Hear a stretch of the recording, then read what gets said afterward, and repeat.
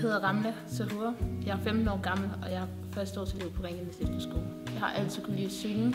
Jeg har også en familie fra min fars side, der synger meget og sådan noget. Men jeg har aldrig sådan rigtig sunget derhjemme sådan ved veninder og alt det.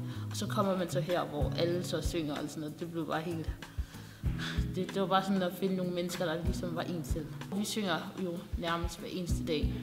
Så en stemme udvikler sig også ret meget, og jeg kan i hvert fald mærke, at min har udviklet sig vildt meget. Jeg vil helt sikkert stadig have det som minde, når jeg bliver ældre, at det gjorde mig til en meget mere åben person, og min selvtillid den er også steget meget mere, og det har bare lagt sådan et stykke sted i mit hjerte, at det her det vil jeg huske for evigt, og det har også gjort mig til en bedre person, og helt skolemæssigt også, der synes jeg også, at jeg har klaret mig meget bedre, og jeg føler bare, at det hele stiger, og karaktererne bliver også meget bedre, og lærerforholdene og alt det, det er bare godt. Altså, jeg vil helt sikkert råde alle at starte på efterskole.